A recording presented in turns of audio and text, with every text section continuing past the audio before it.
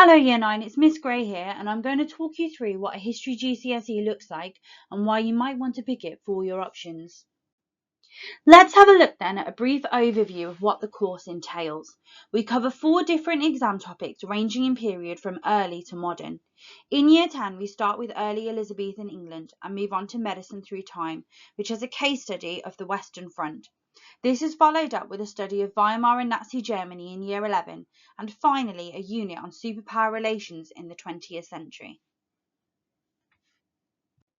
Our first unit is early Elizabethan England, and we look at all things to do with the country during the reign of Elizabeth I. We study the government and society, such as entertainment and leisure, and the position of poor people. We also look at the problems Elizabeth faced. One of her biggest problems was religion, due to it leading to many attempts to overthrow her. We look at the attempted Spanish invasion, and why ultimately the period has been considered a golden age. The second unit that you study is medicine in Britain from 1250 to the present day, and it includes a specific site study on the Western Front.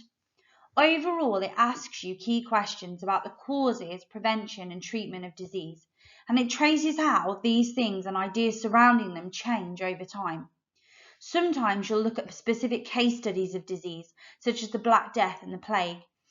And when it comes to the Western Front, you look specifically at the injuries caused there and how treatment was administered during the war. The key to this unit is looking at change and continuity over time. To complement the study then of the Western Front when you do your medicine topic, we have taken several trips to the battlefields, and this is an opportunity that you yourselves may get if you choose GCSE history. Our third unit is Weimar and Nazi Germany. It looks at Germany after World War I and the years of crisis that followed, before moving on to look at Germany's golden age before 1929 and the world's economic collapse that brought Hitler to power. We study the origins of the Nazis and how Hitler's popularity grew before assessing how he turned Germany into a dictatorship. We get you to consider what life was like for people in Nazi Germany and how he treated Jews and other groups, before looking finally at his methods of control. The final unit you will study is called Superpower Relations 1941 to 1991, and it focuses on the relationship between Russia and America and how this led to a Cold War across Europe. We ask questions about how the space race developed as well as the arms race and the fear of nuclear weapons. We look closely at the Vietnam War, and then we finish by looking at how tensions thawed in the 1970s and how the end of the Cold War came about. Assessment for the GCSE takes place at the end of Year 11 by way of 3 examinations. The first one is Paper 1, Medicine Through Time in the Western Front. This examination lasts 1 hour 20 minutes and is worth 30% of the qualification. The second paper that you will sit is for Elizabethan England and superpower relations. It is a written examination of 1 hour 50 minutes and makes up 40% of your grade. The final paper, Paper 3, is Weimar and Nazi Germany. It is again a written examination and it is 1 hour 30 minutes, making up the final 30% of your grade. History is the study of the most exciting and important events that have occurred, and so it can pretty much take you anywhere. If you study history, it gives you a really good introduction into modern politics, society, and global events, because often what happens today has its roots in the past.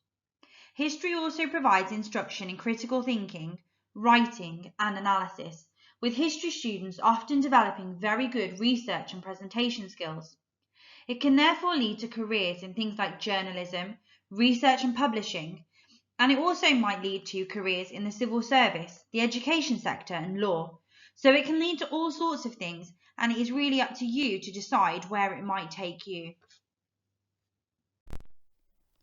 Just to prove that studying history can literally take you anywhere, I've got some people on the slide in front of you who all chose to study history, and I just want to show you some of the places that they ended up.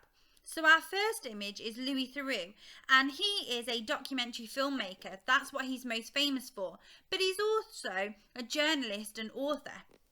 The second image is of Diane Abbott, who is a politician in the Labour Party, but she's also a charities campaigner as well. We've got the third image, which is of Chris Hughes. He's not very well known, but he was a co-founder of Facebook, and he then left Facebook to campaign for Barack Obama and his presidency.